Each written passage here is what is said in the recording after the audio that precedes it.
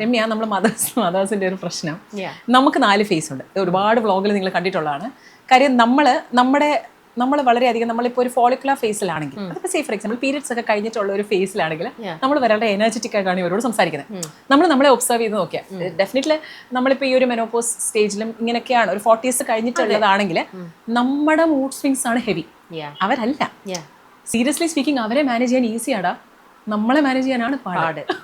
അതൊരു പക്ഷേ നമ്മള് ആ ഒരു ഏജിലേക്ക് വരുമ്പോഴത്തേക്കാണ് പിള്ളേരായി ഇതിന്റെ രണ്ടിന്റെയും കൂടി ഒരു കോൺട്രഡിക്ഷൻ ആണെന്ന് തോന്നുന്നുണ്ട് മിക്ക ഫാമിലിയിലും നടക്കുന്ന ഒരു തീർച്ചയായിട്ടും ഇതെന്താ വെച്ചാൽ ഐ ടെൽ യു, നമ്മളെ സംബന്ധിച്ചിടത്തോളം ഈ കുഞ്ഞിന്റെ പ്രശ്നം മാത്രമല്ല നമ്മുടെ പ്രശ്നം. നമ്മളെ സംബന്ധിച്ചിടത്തോളം വീടിന്റെ കുറെ പ്രശ്നങ്ങളുണ്ട്, നമ്മുടെ പാർട്ട്ണറിന്റെ പ്രശ്നങ്ങളുണ്ട്, ഫാമിലിയുടെ പ്രശ്നങ്ങളുണ്ട്, നമ്മുടെ വർക്ക് പ്രഷറുണ്ട്, നമ്മൾ തന്നെ നമ്മളിൽ നിന്ന് ബാറ്റിൽ ചെയ്യുന്ന കുറെ അധികം ഇമോഷണൽ പ്രോബ്ലംസ് ഉണ്ട്. ഇതിന്റെ ഒക്കെ കൂടെ ഇടയ്ക്ക് കൊച്ചിന്റെയും കൂടെ പ്രശ്നം കയറി വരുമ്പോഴാണ് ഒരു അവിയൽ പരുവത്തിലാണ് നമ്മുടെ റിയാക്ഷൻ വരുന്നത്. അപ്പൊ നമ്മൾ ഇതെന്താ വെച്ചാൽ നമ്മുടെ ഒരു ഇമോഷൻ ഇവിടെ വലിയൊരു ഘടകം. അപ്പം എൻ്റെ അടുത്ത് വരുന്ന ടീനേജ് കൗൺസിലിങ്ങിൽ വരുന്ന ഒരു 70% കുഞ്ഞുങ്ങളും നമ്മളോട് പറയുന്ന കാര്യം, അച്ഛനെ കാട്ടിക്കൂടൽ ഫേഷ്യൽ എക്സ്പ്രഷൻസും നമ്മളോട് ദേഷ്യപ്പെടുന്നത് റെപ്പിറ്റേറ്റീവ് ആവുന്നതും അമ്മമാരാണ്. ഒരേ കാര്യം 20,000 വട്ടം നമ്മളോട് പറയും.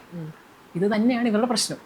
മനസ്സിലായോ? ഇപ്പം എന്നോട് രമ്യ ചോദിച്ചില്ലേ, ഇവരൊക്കെ അഡ്വൈസ് നമ്മൾ എന്താണ് അവരോട് കാണിക്കുന്നതെന്ന് പലപ്പോഴും നമ്മൾ അറിയുന്നില്ലടാ.